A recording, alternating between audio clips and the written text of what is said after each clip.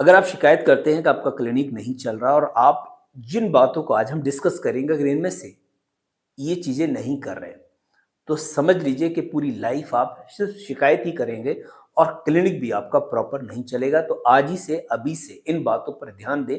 कौन सी आप यहाँ पर बातें हम डिस्कस करेंगे। 6 टू 7 पॉइंट हैं जो बहुत इंपॉर्टेंट हो सकते हैं आपके लिए और स्पेशली आपके लिए है।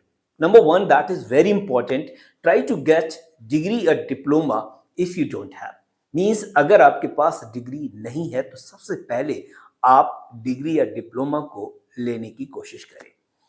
अब आज के वक्त पे आपको पता है ना तो एज का कोई बाउंडेशन है, ना डिस्टेंस का कोई बाउंडेशन। आप किसी भी जगह बैठे हुए हैं, ऑनलाइन कोर्स करें, ऑनलाइन डिग्री लें, क्लासेस अटेंड करें, ए टू जेड हर एक फैसिलिटी आपके लिए अवेलेबल है आज के वक्त में। तो ये बहाना मत बनाएं कि हमारी एज 40 हो गई, हमारी एज 50 हो गई। तो ये बहाना नहीं बनाना है, बिकॉज जब आप अपने चैम्बर में बैठे होते हैं आपको पता होना चाहिए आपके बैक पर, यानी जो जब पेशेंट सामने बैठा होता है तो डिग्री आपने वहां पर मेंशन की होती है, नेम प्लेट पर आपका नाम के साथ आपकी डिग्री मेंशन होती है। तो इससे एक पॉजिटिव इंपैक्ट पड़ता है जो बहुत ही जरूरी है आज के इस वक्त में। Number 2, that is very very important, practice and relevant pathy. याद रखेंगे हमेशा कोशिश पहले ये करनी है कि जो भी रिलेवेंट पैथी है, जिस पैथी में आपने डिग्री ली है उसी पैथी में प्रैक्टिस करें, है ना। अर्जेंसी में अगर कोई अर्जेंट केस आ रहा है तब आप एलोपैथ यूज करें, वरना एलोपैथ को अवॉइड करने की कोशिश करें।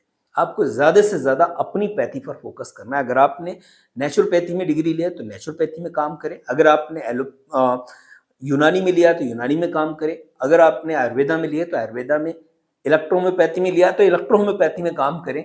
ठीक है, जिस भी पैथी में आपने डिग्री ली है उसी में काम करेंगे तो आपके लिए ये एक बेस्ट तरीका है अपनी क्लिनिक को प्रमोट करने का, अपनी ओपीडी को बढ़ाने का। नेक्स्ट अगर हम बात करें, मूव ऑन आयुर्वेदा, यूनानी या फिर नेचुरोपैथी। क्यों? बहुत सारे डॉक्टर अभी भी बैठे हुए हैं और 5, 7, 10 ओपीडी देख रहे हैं पर डे की। That is not good.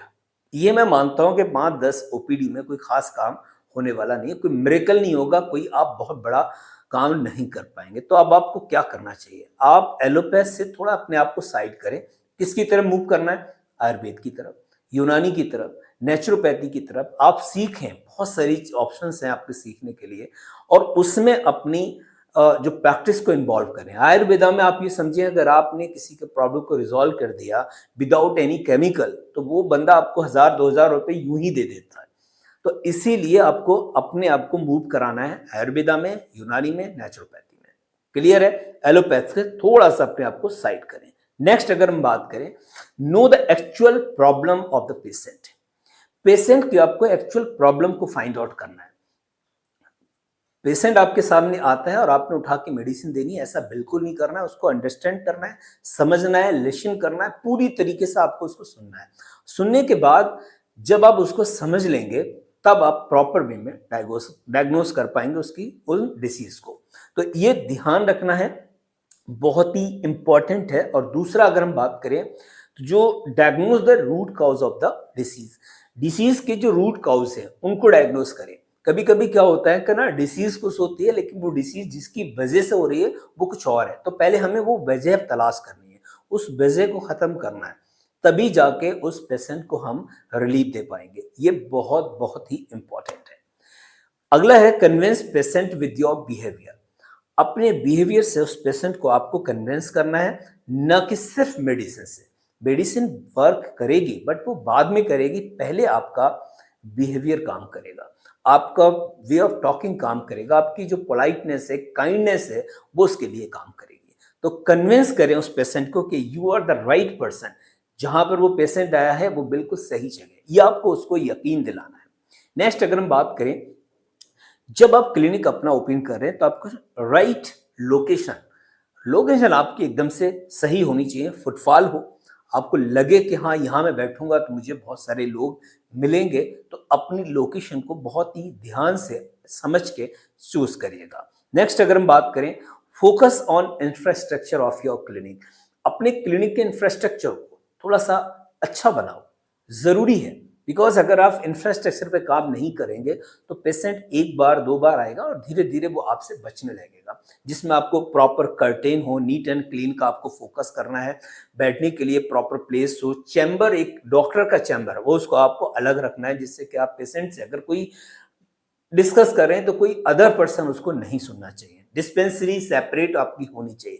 तो ये सारी चीजें अगर आप करते हैं तो मुझे उम्मीद है कि आपकी क्लिनिक को चलने से कोई नहीं रोक सकता, लोग आप पर ट्रस्ट करना शुरू करेंगे। नेक्स्ट है, अगर हम बात करें improve your practice with knowledge, continuously आपको नॉलेज गेन करना है, this is your first priority. जिस फील्ड में आप हैं इस फील्ड में आपको हर दिन नए चैलेंज मिलते हैं, नए नए चैलेंजेस आपको फेस करने होते हैं, तो इसीलिए आपको सीखते जाना है, डेली कुछ ना कुछ सीखना है ना, सीखते जाना है, इम्प्लीमेंट करना है, सीखना इम्प्लीमेंट करना है, तो बहुत बहुत ज़्यादा फोकस करना है अपनी लर्निंग पर। नेक्स्ट अगर हम बात करें, you can take help from senior, आपका अगर कोई सीनियर डॉक्टर है जिसके साथ आप सीखे हैं, कोई भी डॉक्टर हो सकता है, that may be your mentor, आपका मेंटोर हो सकते हैं, तो आप उससे कांटेक्ट में रहें, उसको सीखें, उसके साथ जो भी प्रॉब्लम आपको लग रहा है कि कोई ऐसी प्रॉब्लम है जिसको आप डायग्नोस नहीं कर पा रहे, तो उनके साथ आप डिस्कस कर सकते हैं, राइट। तो ये इंपॉर्टेंट पॉइंट है, आई होप कि अगर आप इन पर काम करेंगे तो आपके माइंड में जो क्वेश्चन मार्क लगा हुआ है कि ये क्लिनिक क्यों नहीं चल पा रहा है, अगर इन पे आपने काम कर लिया तो विद इन 3 to 4 मंथ आप देखेंगे एक मिरेकल होगा और आपके क्लिनिक पर ओपीडी बहुत अच्छी होने वाली है।